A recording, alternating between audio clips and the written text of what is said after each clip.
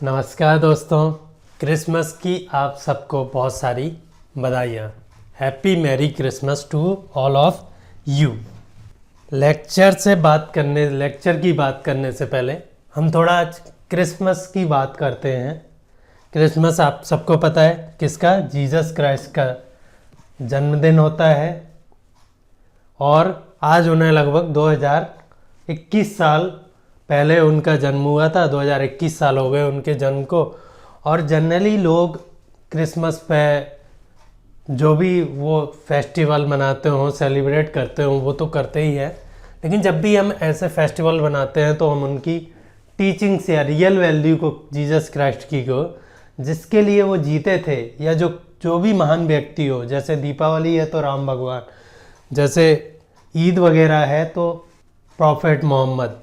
हम चीज़ों को सरफेशियली या फिर आप कह लीजिए कंज्यूमरिज्म के हिसाब से तो सेलिब्रेट कर लेते हैं उनको कि आज ये चीज़ खरीदनी है, आज ये गिफ्ट देना है, लेकिन उनकी वैल्यूज़ को भूल जाते हैं। जनरली जीसस क्राइस्ट की लाइफ में उन्होंने कभी इतनी खुशी नहीं देखी होगी जितनी हम इस दिन सेलिब्रेट करते हैं। उन्होंने हमेशा समस्या झेली क्योंकि वो कुछ प्रिंसिपल्स को फॉलो करते थे, जिसकी वजह से वो आज पूजे जाते हैं, या आप कह लीजिए उनकी लाइफ सेलिब्रेट की जाती है। तो मैं आप जैसे भी सेलिब्रेट करते हो, कोई तरीका सही या गलत नहीं होता है, आप कीजिए, दिल से कीजिए।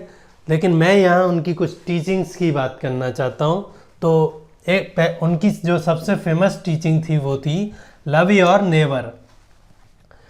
It is almost the most difficult thing to love your neighbour. हमें अपने जो पड़ोसी है उससे हमें कभी प्यार या श्रद्धा नहीं हो सकती। उससे हम क्या करते हैं, कंपटीशन या जलन ही होती है, और ऐसे में वो भी हमसे परेशान रहता है और हम भी उससे परेशान रहते हैं। फॉर एग्ज़ाम्पल इंडिया तो इस मामले में फेमस है। इंडिया के लिए चाहे पाकिस्तान हो, चाहे चाइना हो, पाकिस्तान हो या चाइना हो, आपके लिए आपका पड़ोसी हो, या फिर कर्नाटक के लिए आंध्र प्रदेश हो, तो ये सारी प्रॉब्लम्स चलती रहती हैं। वो बोलते हैं अगर आपने ये स्टार्ट कर दिया तो आपको प्रॉब्लम नहीं होने वाली है। ये जो मैं टीचिंग्स बता रहा हूँ, ये यूपीएससी में जो एथिक्स का पेपर है या स्टेट पीसीएस में एथिक्स के पेपर हैं उनमें तो पूछी जाती हैं डायरेक्टली। उसके अलावा आप लाइफ में कुछ सीख भी लेते हैं इनसे। आपकी लाइफ थोड़ी सी इजी हो जाती है अगर आप इन प्रिंसिपल्स को फॉलो करें तो। Treat others the way you want to be treated. आप जैसा चाहते हैं कि लोग मुझे इतने रेस्पेक्ट से ट्रीट करें, मेरे साथ ऐसे बातें करें, मेरे साथ ऐसे बिहेवियर करें, तो आप भी उनके साथ वैसे ही कीजिए जैसा आप चाहते हैं उनसे। तभी वो आपको रेस्पेक्ट या उस वे में ट्रीट करेंगे जैसा आप उनसे चाहते हैं। जो पंचशील सिद्धांत है इंडिया और चाइना के बीच में, हिंदी चीनी भाई भाई, वो बेसिकली इसी प्रिंसिपल पर बेस्ड है और वो कई बार एग्जाम्स में पूछे जा चुके हैं। आप उस प्रिंसिपल्स के साथ ये जो लाइन है इसे भी लिख सकते हैं, ठीक है। Have faith in your self. ये क्यों बोल रहा हूँ मैं? जनरली हम लोगों को आजकल फेथ किस में हो गया है? पैसे में, या फिर ऑडी में, पीएमडब्ल्यू में, या ऐसी चीज़ों में जो कि बेसिकली एफिमरल है, चेंजिंग है, कॉन्स्टेंटली चेंजिंग है, या आपकी खुद की बॉडी में। अगर आपको फेथ करना ही है तो आपकी सोल, जिस भी आप इनर सोर्स है एनर्जी का, जो कांस्टेंट पॉजिटिव एनर्जी का सोर्स है, अगर आप उसमें विश्वास करेंगे तो यू विल गो। हमेशा आप लाइफ में आगे ही बढ़ेंगे, आपको पीछे मुड़ के देखने की ज़रूरत नहीं है। और finally try to forgive and forget. किसी से कोई गलती हो गई है, किसी ने कोई बात बोल दी है, तो उसे फॉरगिव, उसे भूलना, उसे क्षमा करना सीखिए और उस बात को भूलना सीखिए। इससे दो बातें होंगी। एक तो कॉन्स्टेंटली आप उस बात के पीछे अपना दिमाग खराब नहीं करोगे, अपने एनर्जी वेस्ट नहीं करोगे। सेकेंड, जब आप फॉरगिव करते हैं तो आपके अंदर एक अलग से ही एनर्जी आती है, पॉजिटिव एनर्जी। आपको अच्छा लगता है, आपका अपने आप पे विश्वास बढ़ जाता है। एक हिंदी साहित्य में एक बार मैंने पढ़ा था, आप लोगों ने भी पढ़ा होगा, क्षमा शोभती उस भुजंग को जिसके पास गरल हो। उसको क्या जो दंतहीन विहीन विनय सरल हो। तो क्षमा वही कर सकता है जो स्ट्रांग हो, जो वीक है वो तो क्षमा कर ही नहीं सकता है। तो फॉरगिवनेस जनरली लोग किसकी प्रॉपर्टी मान लेते हैं? वीक लोगों की। लेकिन वो जनरली हकीकत में जब आप मेंटली स्ट्रांग होंगे तभी आपके अंदर फॉरगिवनेस आ सकती है। तो ये कुछ जीसस क्राइस्ट की लाइफ की बातें हो गई। आप इनमें से एक भी, आधी भी या एक वर्ड भी अगर आप फॉलो करते हैं, मैं करता हूँ स्वयं इनमें से फॉलो, तो ऑब्वियसली मेरी ही लाइफ या आपकी ही लाइफ अच्छी होने वाली है।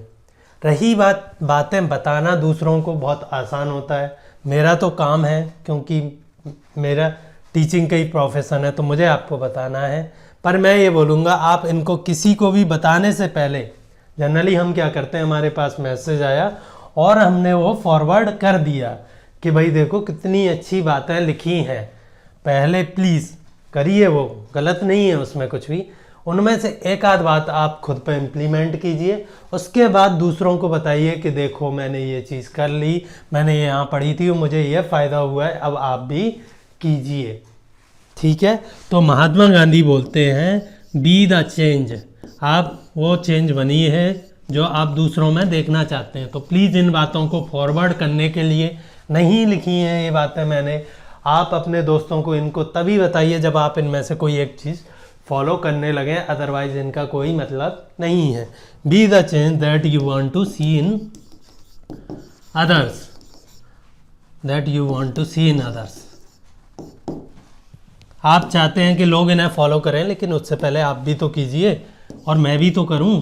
तो इसीलिए आप इन बातों को अपने दिल में रखिए, दिमाग में रखिए, दूसरों को मैसेज में मत भेजिए। इनको तभी फॉलो कर पाएंगे जब आप अपने इन्हें दिल और दिमाग में बिठा लेंगे, और तभी आपको फ़ायदा है। और दूसरे लोग फिर जो आपके कर्म हैं, जो इनसे आपको फ़ायदा होने लगेगा, उसे देख के खुद ही इन बातों को फॉलो करने लगेंगे, आपको कभी बताने की ज़रूरत भी नहीं पड़ेगी। So once again happy merry Christmas, और दुआ करता हूँ कि ये जो डिफ़िकल्ट टाइम्स हैं, चाहे वो पॉल्यूशन के हों, सर्दियों के हों या वायरसेस के हों, वो आपके लिए इजीली पास हो जाएं। आप अपने कर्म या जो भी काम है उसमें बिजी रहें अच्छे से, और आप अपनी हेल्थ पे या जो भी आपके लिए इम्पोर्टेंट एक्टिविटी है उस पर ध्यान दें। इससे पहले कि मैं ये क्राइस्ट जी की बातें ख़त्म करूं, एक बात बोलना चाहता हूं। ये जो सारी पेंटिंग और बातें जो यहाँ लिखी हैं, वो मेरे दोस्त सुदीप राठौर ने लिखी हैं। वो इस बार मेंस के लिए उन्होंने हॉबी डाली है अपनी। मेंस का जब टैब भर रहे थे तो क्या, ड्राइंग।